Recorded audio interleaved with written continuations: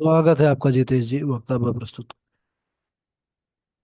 अस्मद्गुरुभ्यो नमः। अस्मद् परम गुरुभ्यो नमः। अस्मत् सर्वगुरुभ्यो नमः। श्री राधा कृष्णाभ्यां नमः। श्रीमते रामानुजाय नमः। लंबोदरं परमसुन्दर एकदन्तं पीताम्बरं त्रिनयनं परमं पवित्रम् उद्यदिवाकरनिभोज्वलकान्तिकान्तं विघ्नेश्वरं सकलविघ्नहरं नमामि। अखण्डमण्डलाकारं व्याप्तं येन चराचरं तत्पदं दर्शितं येन तस्मै श्री गुरवे नमः। जयतु जयतु देवो देवकी नन्दनोऽयं। जयतु जयतु कृष्णो वृषणवंश प्रदीप। जयतु जयतु मेघश्यामलः कोमलाङ्गः। जयतु जयतु पृथ्वी भारनाशो मुकुन्द।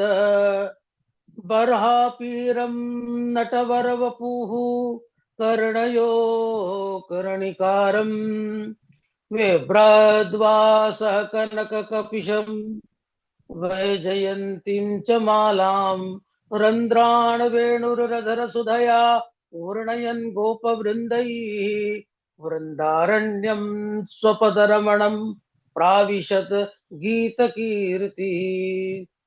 श्रीराम राम रघुनंदन राम राम।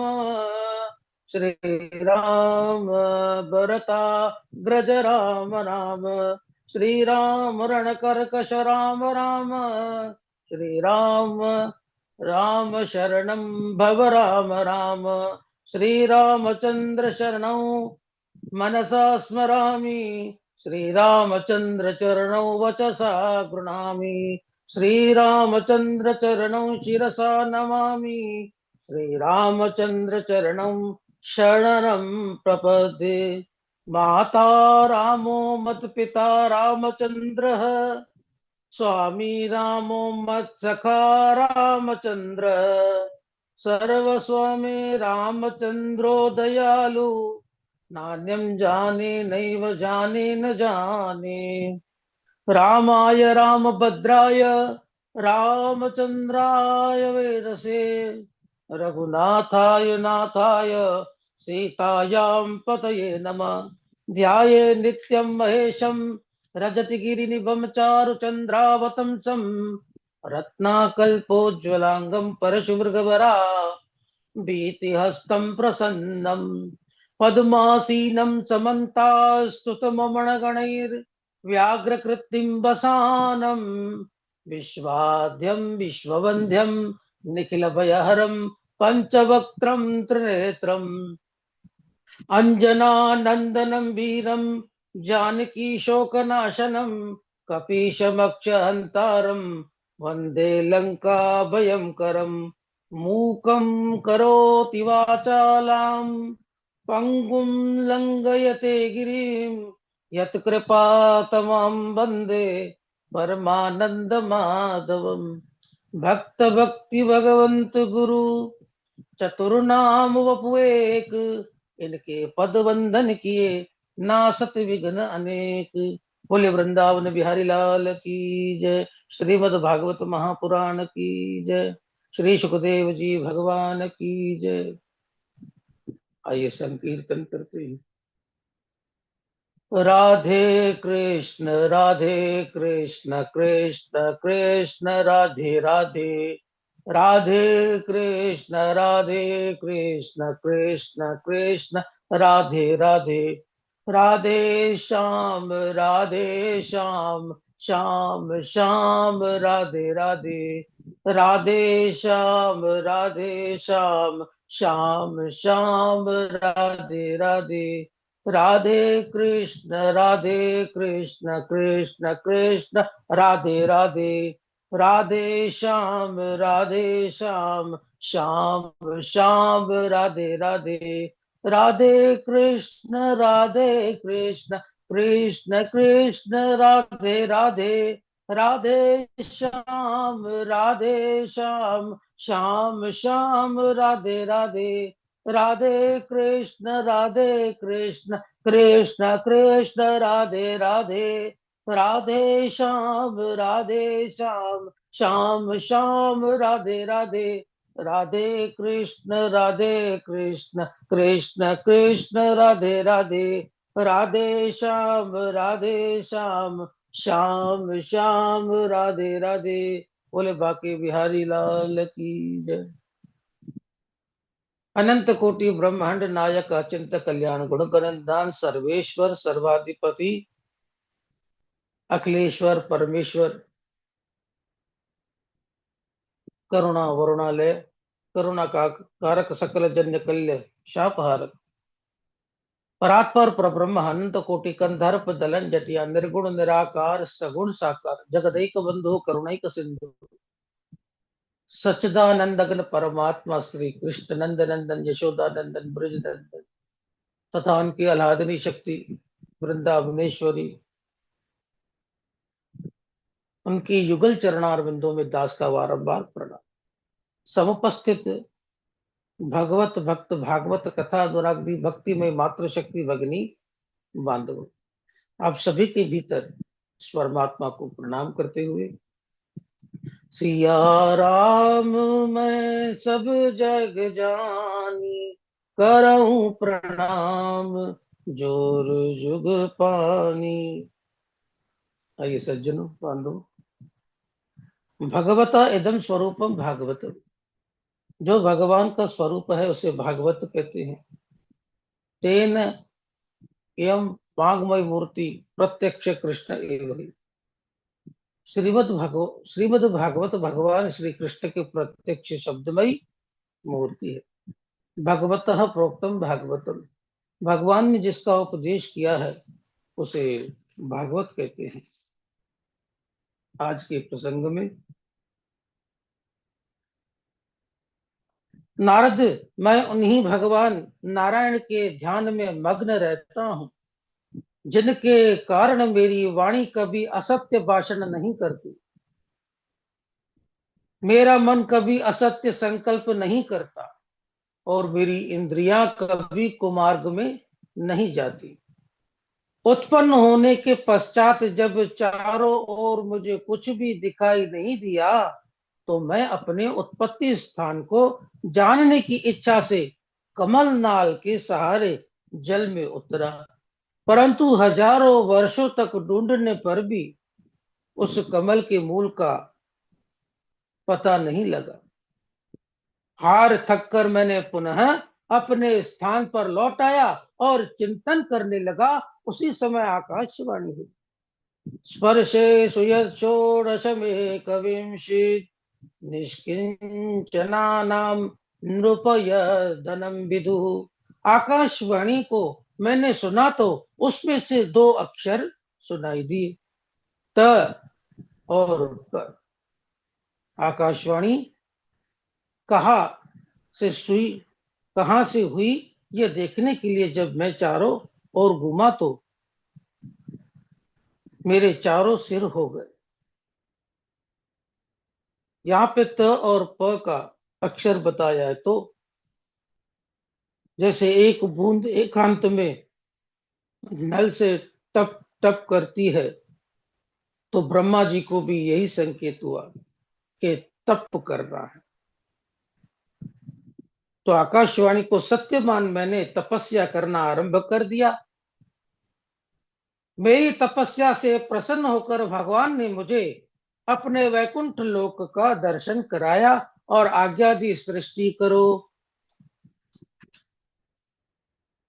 मैंने कहा, प्रभु आप मुझे ऐसा ज्ञान प्रदान कीजिए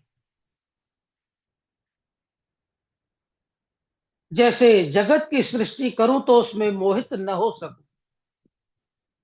उस समय भगवान ने मुझे चतुश्लोकी भागवत का उपदेश किया। उन चतुश्लोकी भागवत के पहले इस श्लोक में परमात्म तत्व का, ब्रह्म तत्व का वर्णन किया गया है, दूसरे में माया तत्व का वर्णन किया गया है और तीसरे में जीव तत्व का और चौथे श्लोक में संसार में मुक्त होने का उपाय बताया गया है। अहमेवासमेवाग्रे नान्यद्यत् सदसत्परम् पश्चादहं यदेतच्च यो वशिष्येत सोऽस्म्यहम्। ब्रह्मा जी, इस जगत की सृष्टि से पूर्व केवल मैं ही था, मेरे अलावा और कुछ नहीं था। इस जगत के रूप में मैं ही विद्यमान हूं, और जब यह जगत नहीं रहेगा तब भी केवल मैं ही रहूंगा। ऋतृर्थम यत प्रतीयेत न प्रतीयेत चात्मनि तद्वदादात्मनो मायां यथा वासो यथा तमः। वास्तविक वस्तु उस परमात्मा को छोड़कर जिसकी प्रतीति होती है, उस आत्म तत्व परमात्मा की प्रतीति नहीं होती। उसे माया कहते हैं। जैसे आकाश में चंद्रमा एक, परंतु आंख के सामने उंगली रखने पर वह दो प्रतीत होते हैं, और आकाश में तारों के मध्य राहु नामक ग्रह विद्यमान है, परंतु वह दिखाई नहीं देता। इसी प्रकार चराचर जगत में परमात्मा विद्यमान है, परंतु उनका ज्ञान नहीं होता। यथा महान्ति भूतानि भूतेषु चावचेष्वनु प्रविष्टान्य प्रविष्टानि तथा तेषु न तेष्वहम्। जैसे प्राणियों के छोटे बड़े शरीर में आकाश आदि पंच महाभूत प्रविष्ट होते हैं और पहले से ही विद्यमान रहने के कारण प्रविष्ट नहीं भी होते, ऐसे ही ब्रह्मा जी प्राणियों के शरीर में आत्म रूप में सदा प्रविष्ट हूं, और मेरे अतिरिक्त कोई दूसरी वस्तु है ही नहीं, इसीलिए मैं उनमें प्रविष्ट नहीं हूं। एतावदेव जिज्ञासं तत्त्वजिज्ञासुनात्मनः अनवयवतिरेकेण यत् स्यात् सर्वत्र सर्वदा। यह ब्रह्म नहीं है, यह ब्रह्म है, इस प्रकार निषेध की पद्धति से, अथवा यह ब्रह्म है, यह ब्रह्म है, इस प्रकार अनव्यक्त की पद्धति से यह सिद्ध होता है कि सर्वदा सब जगह वह ब्रह्म विद्यमान है। जो परमात्मा तत्व को जानना चाहते हैं, उन्हें केवल इतना ही जानने की आवश्यकता है, ब्रह्मा जी तुम इस ज्ञान में निष्ठ हो जाओ, जिससे कल्प कल्पांतरों में भी सृष्टि करते हुए तुम सृष्टि में मोहित नहीं होगे।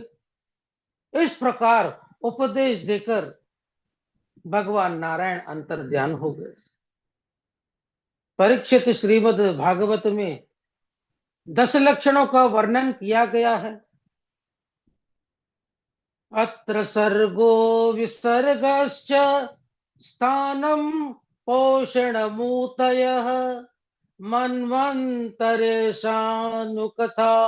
निरोधो मुक्तिराश्रयः। सर्ग विसर्ग स्थान पोषण ऊति मनवंतर ईशानुकथा निरोध मुक्ति और आश्रय। सर्ग का सामान्य अर्थ सृष्टि की रचना, उत्पत्ति, निर्माण। श्रीमद् भागवत महापुराण में सर्ग का अर्थ है भगवान की प्रेरणा से प्रकृति मूल तत्व की प्रथम सृष्टि होना। सर्ग महतत्व अहंकार पंच तन्मात्रा पंच भूत आदि मूल सृष्टि चतुर्थ स्कंद विसर्ग ब्रह्म द्वारा जीव प्राणियों और विभिन्न लोकों की रचना। जैसे कोई कुम्हार घड़ा बनाने से पहले मिट्टी तैयार करता है, मिट्टी का बनना सर्ग है और उस मिट्टी से घड़ा बनाना विसर्ग है। भागवत के 10 लक्षणों में पहले लक्षण भी सर्ग है, दूसरा विसर्ग है। उसके बाद पंचमम स्कंद को स्थान कहते हैं। स्थान का अर्थ है स्थिति, व्यवस्था, स्थापना, किसी वस्तु का अपने उचित स्थान पर टिके रहना। भागवत के 10 लक्षणों में स्थान का तात्पर्य है कि भगवान संपूर्ण ब्रह्मांड लोकों और जीवों को उनके मर्यादा और स्थान में स्थापित रखते हैं। और छठा स्कंद पोषण का सामान्य अर्थ है पालन करना, रक्षा करना, अनुग्रह करना, कृपा करके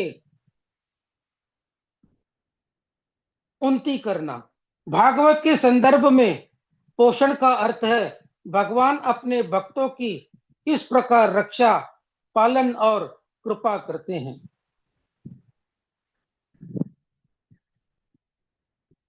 उसके बाद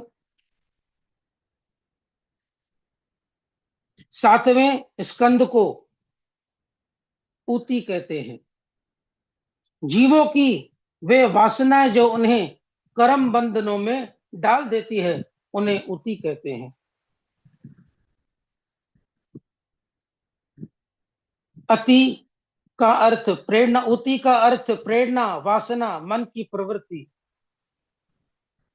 भगवान के संदर्भ में ऊती का तात्पर्य उन इच्छाओं और प्रेरणाओं से है जो जीव को कर्म करने के लिए प्रेरित करती है।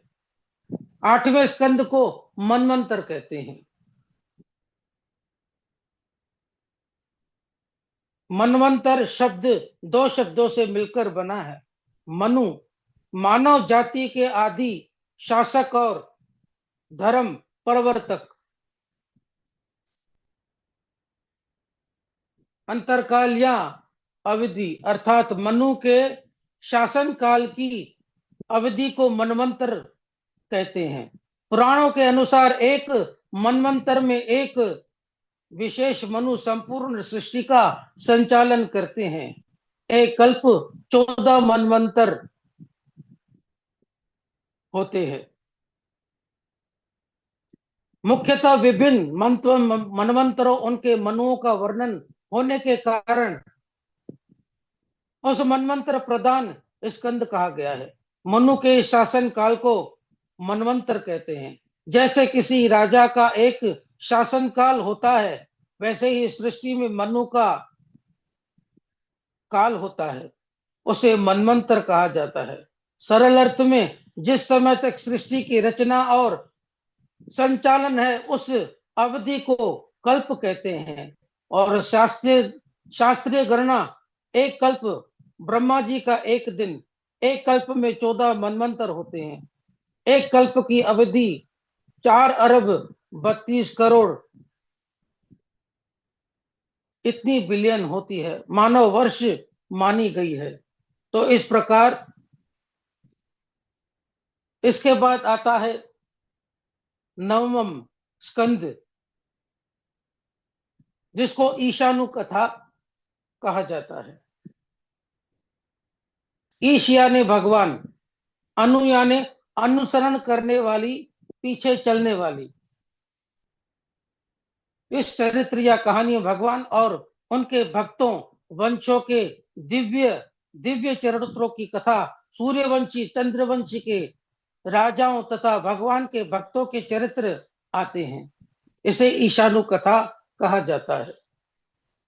दशम स्कंद निरोध, चित्त का संसार से चित्त को संसार से हटाकर भगवान में स्थित हो जाना, संसार की आसक्ति का रुक जाना और भगवान में मन का लग जाना। इस प्रकार एकादश स्कंद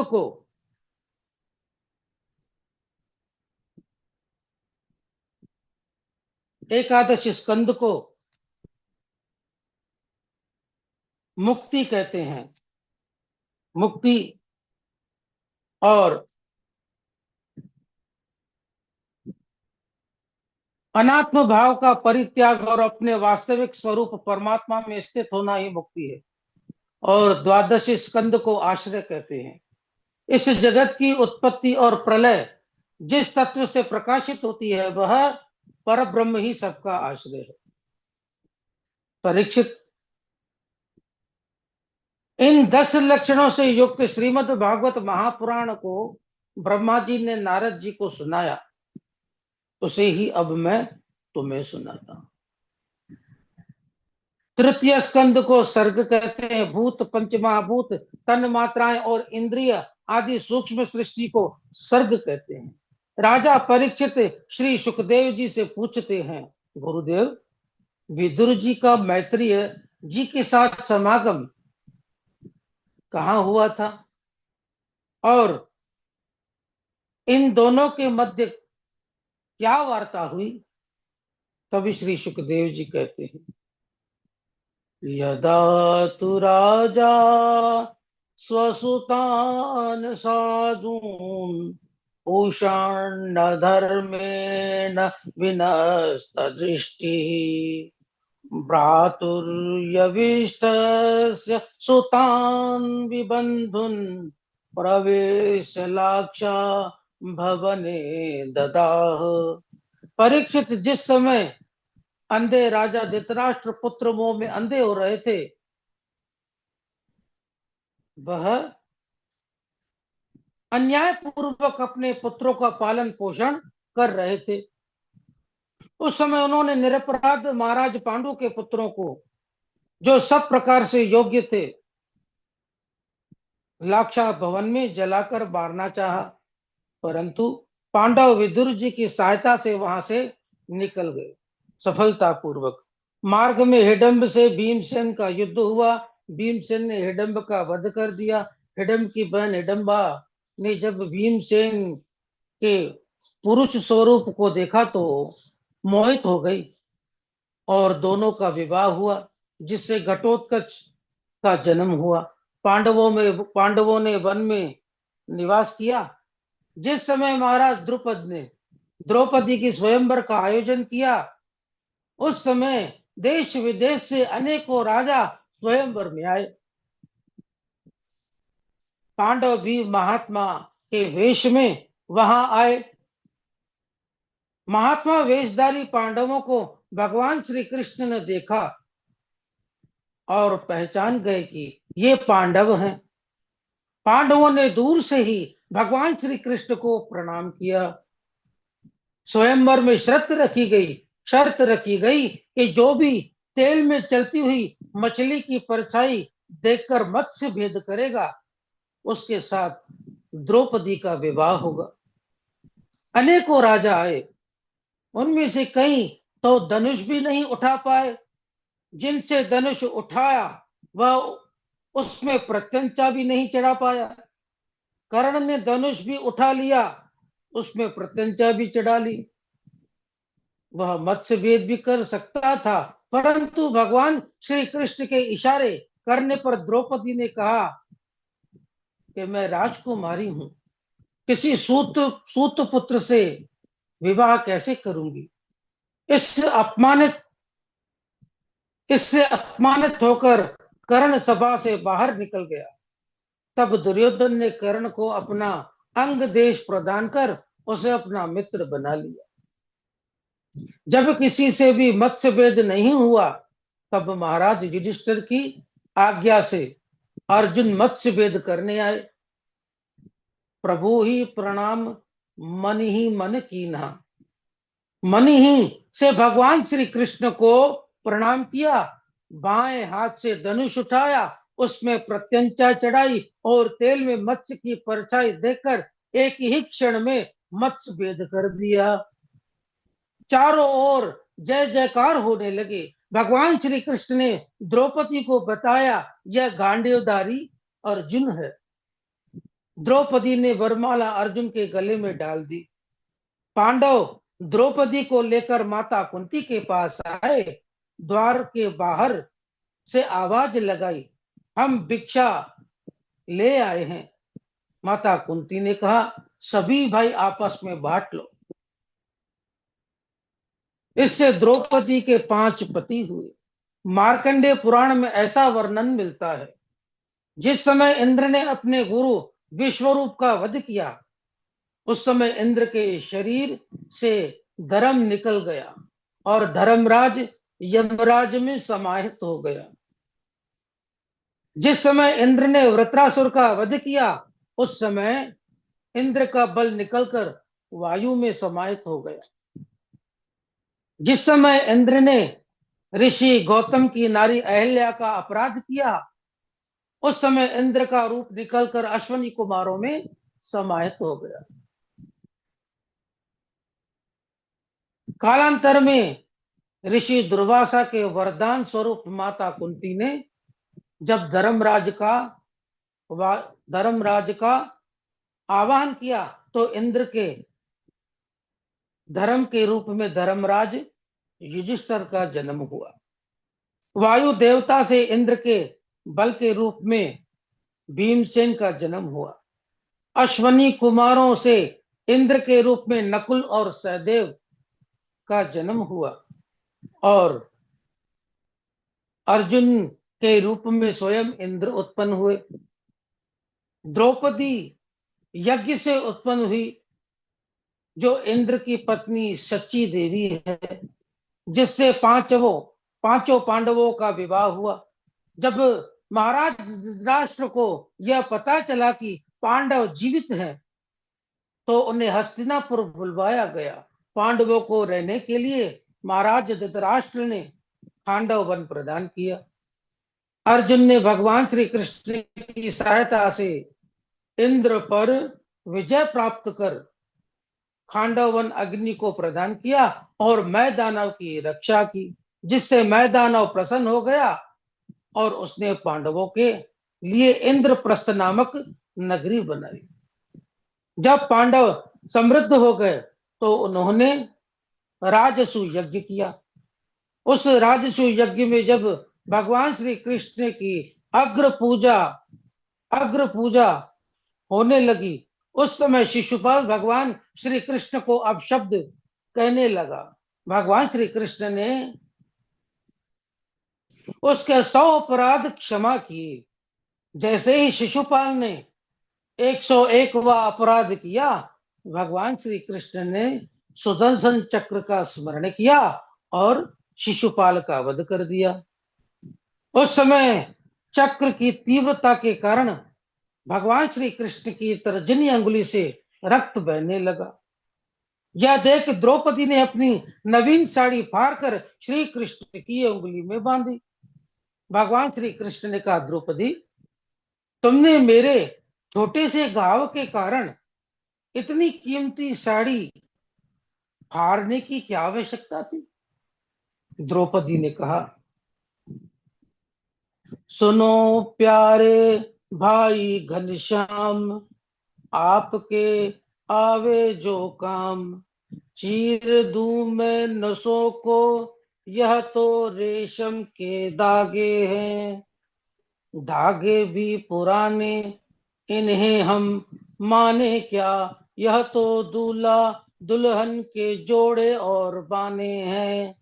फिर मैंने कब फाड़ा है चीर, सुनते ही पीर मेरा चीड़ छोड़ भागे हैं। वे धागे हैं अभागे, जो ना लागे काटी उंगली पर, जो लागे काटी उंगली पर, भाग्य उनके ही जागे हैं। भगवान श्री कृष्ण ने कहा, द्रौपदी, तुमने मुझे अपना ऋणी बना लिया।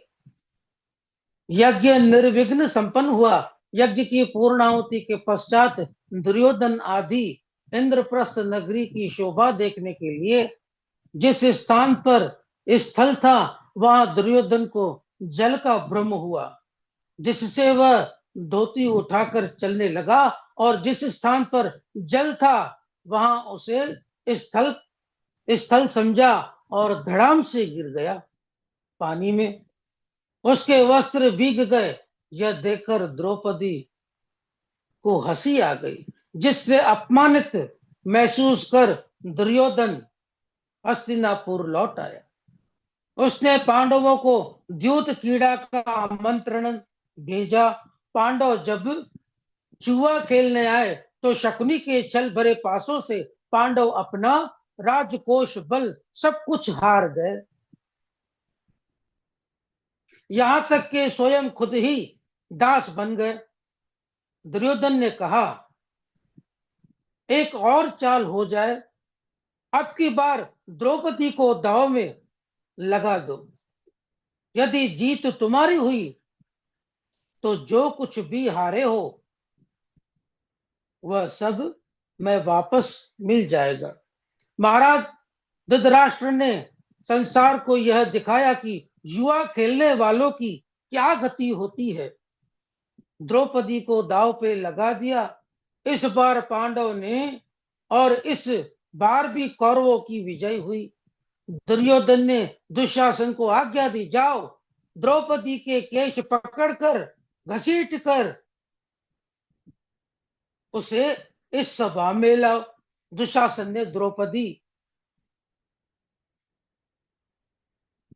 से द्रौपदी ने बहुत अनुनय विनय किया, परंतु दुशासन एक नहीं माना। घसीटते हुए द्रौपदी को भरी सभा में ले आया। दुर्योधन ने आज्ञा दी, द्रौपदी को मेरी जंघा पर बिठा दो। यह सुनकर भीमसेन को क्रोध आ गया। उसने कहा, दुर्योधन, जिस जंघा पर तू द्रौपदी को बैठाने के लिए कह रहा है उस जंघा को मैं अपनी प्रचंड गदा से विदीर्ण कर दूंगा। दुर्योधन बोला, दास को ऊंचे स्वर में नहीं बोलना चाहिए। दुर्योधन ने दुशासन को आज्ञा दी, द्रौपदी को भरी सभा में निर्वस्त्र कर लो। दुशासन द्रौपदी की साड़ी खींचने लगा। द्रौपदी ने सभा में बैठे हुए सबसे सहायता मांगी, पर जब कोई भी सहायता के लिए नहीं आया तो द्रौपदी ने गोविंद का स्मरण किया। उसी समय भगवान श्री कृष्ण वस्त्रावतार धारण कर प्रकट हो गए। बोले वस्त्रावतार भगवान की जय, भक्त वत्सल भगवान की जय। दुशासन साड़ी खींचता जा रहा है, परंतु साड़ी थी के समाप्त होने का नाम नहीं ले रही थी। दुशासन सोचने लगा, साड़ी बीच नारी है कि नारी बीच साड़ी है, कि साड़ी की ही नारी है कि नारी की ये साड़ी है। कहाँ करे बैरी प्रबल जो सहाय यदुवीर, 10,000 गज बल थक्यो घट्यो न 10 गज चीर। भक्त कवि श्री शिकुशोर जी कहते हैं, सोनेरी मैंने निर्बल के बलराम, सोनेरी मैंने निर्बल के बलराम। दुशासन की भुजा थकित भई, दुशासन की भुजा थकित भई। वसन रूप बैश्याम, वसन रूप बैश्याम, सोनेरी मैंने निर्बल के बलराम, सोनेरी मैंने निर्बल के बलवान। अपबल तपबल और बाहुबल चौथो है बलदाम, अपबल तपबल और बाहुबल चौथो है बलदाम। तो किशोर कृपाते सब बल हारे, ओ हरि नाम। सुकिशोर की कृपा ते सब बल हारे को हरि नाम, सोनेरी मैंने निर्मल के बलवान, सोनेरी मैंने निर्बल के बलराम। भगवान श्री कृष्ण ने बड़ी सभा में द्रौपदी की लज्जा की रक्षा की। द्रौपदी कौरवों को श्राप देने लगी। उस समय माता गांधारी ने द्रौपदी को श्राप देने से रोका। पांडवों को 12 वर्ष का वनवास और 1 वर्ष का अज्ञातवास दिया गया। वन में जहां तहां रहकर अनेकों कष्टों को सहकर पांडवों ने 12 वर्ष व्यतीत किए। अज्ञातवास के समय पांडव वेश बदलकर महाराज विराट के यहाँ आए। वहां धर्मराज युधिष्ठिर महाराज विराट के सलाहकार बने, भीम रसोईया बने, अर्जुन उर्वशी अप्सरा का नपुंसक होने का 1 वर्ष का श्राप था, इसीलिए ब्रहण लल्ला बनकर अर्जुन ने महाराज विराट की पुत्री उत्तरा को नृत्य गान की शिक्षा प्रदान की। नकुल और सहदेव अश्वपाल हुए। जब अज्ञातवास का 1 वर्ष समाप्त होने वाला था, उस समय कीचक की दृष्टि द्रौपदी पर पड़ी। द्रौपदी ने यह बात भीम को बताई। भीम ने द्रौपदी के माध्यम से कीचक को एकांत में बुलवाया और उसका वध कर दिया। कीचक की मृत्यु का समाचार जब दुर्योधन ने सुना तो कहने लगा कि कीचक जैसे बलवान को मारने की सामर्थ्य भीम के अलावा किसी और में नहीं है। हो न हो पांडव ने महाराज विराट के यहाँ शरण ले रखी है। दुर्योधन ने संपूर्ण सेना के साथ विराट नगरी पर आक्रमण कर दिया। उस समय महाराज विराट कहीं बाहर गए हुए थे। उनके स्थान पर उनका पुत्र उत्तर युद्ध करने आया, परंतु जब उसने कौरवों की विशाल सेना को देखा तो वहां से भाग खड़ा हुआ। अर्जुन ने उत्तर को अपने बल का परिचय दिया और गांडी उठाकर अकेले ही संपूर्ण कौरवों को परास्त कर दिया। महाराज विराट को जब यह पता चला कि पांडव हमारे यहाँ दास बनकर रह रहे थे तो वे बड़े लज्जित हुए। उन्होंने अर्जुन से अपनी पुत्री उत्तरा का विवाह करने के लिए कहा तो अर्जुन ने कहा, महाराज इसे मैंने शिक्षा प्रदान की है, यह मेरी पुत्री के समान है, अतः आप इसका विवाह मेरे पुत्र अभिमन्यु से कर दीजिए। अर्जुन के इस प्रकार कहने पर महाराज विराट ने उत्तरा का विवाह अभिमन्यु से कर दिया। पांडवों ने संधि प्रस्ताव के लिए भगवान श्री कृष्ण को शांति दूत बनाकर हस्तिनापुर भेजा। दुर्योधन ने भगवान श्री कृष्ण के स्वागत की बड़ी भारी तैयारी कर रखी थी। जब भगवान श्री कृष्ण आए तो उनका स्वागत किया और उनसे भोजन के लिए कहा। भगवान श्री कृष्ण ने कहा, दुर्योधन भोजन 2 ही परिस्थितियों में होता है, या तो खाने वाले में भूख हो अथवा खिलाने वाले में वह प्रेम हो। यहां दोनों ही बातें नहीं है, ना मुझ में भूख है ना तुम में वह प्रेम है। और मेरा भोजन तो आज पहले से ही काका विदुर के यहाँ निश्चित है। जैसे ही विदुर काका ने यह सुना कि श्री कृष्ण आज हमारे घर पधारेंगे तो गदगद हो गए। भगवान श्री कृष्ण के भोजन की तैयारी करने लगे। भगवान श्री कृष्ण ने दुर्योधन से कहा, दुर्योधन तुम पांडवों को उनका राज्य दे दो, यदि राज्य नहीं दे सकते तो 5 गांव दे दो। शकुनी ने कहा, दुर्योधन यह कृष्ण बड़े छलिया हैं, उन्होंने बलि से भी 3 पग भूमि मांगी थी और 3 पग में सारे ब्रह्मांड को नाप लिया था। तुम्हें मालूम है पांडव कौन से 5 गांव मांग रहे हैं? शकुनी ने अपने छल भरे बातों से दुर्योधन को फंसाते हुए बोला, दुर्योधन इंद्रप्रस्थम यमप्रस्थम अवंती वारुणावतम देहि मे चतुर ग्रामम पंचमम हस्तिनापुरम। पांडव पहला गांव इंद्रप्रस्थ दिल्ली से लेकर संपूर्ण हरियाणा मांग रहे हैं। दूसरा गांव यमप्रस्थ राजस्थान से लेकर संपूर्ण मरुभूमि। तीसरा अवंती उज्जैन से लेकर संपूर्ण मध्य प्रदेश और दक्षिण भारत।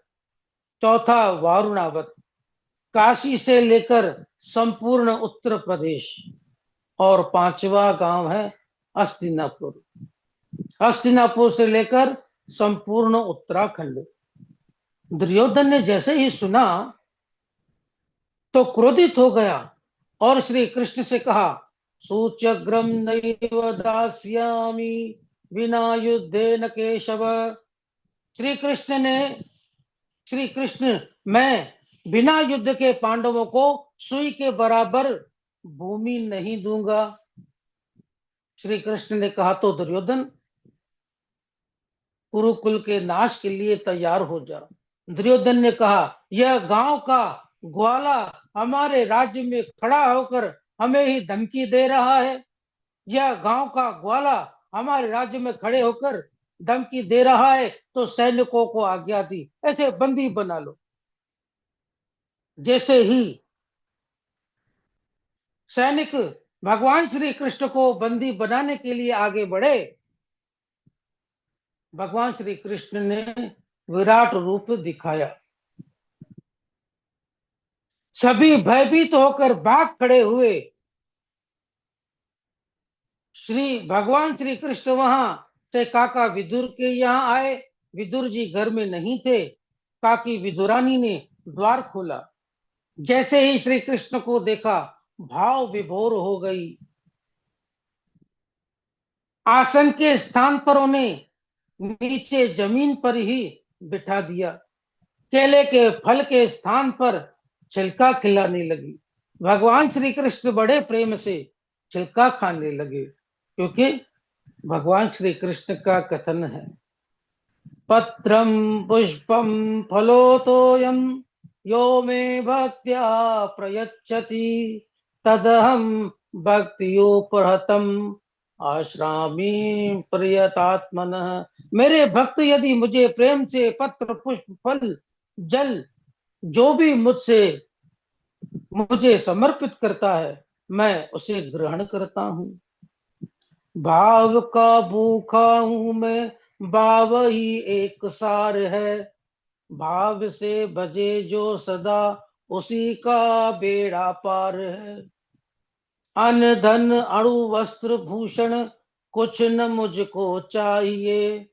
आप हो जाए मेरा बस पूर्ण यह सत्कार है। भाव बिन सब कुछ भी दे दो, मैं उसे लेता नहीं। भाव से एक फूल भी दे दो, तो वह मुझे स्वीकार है।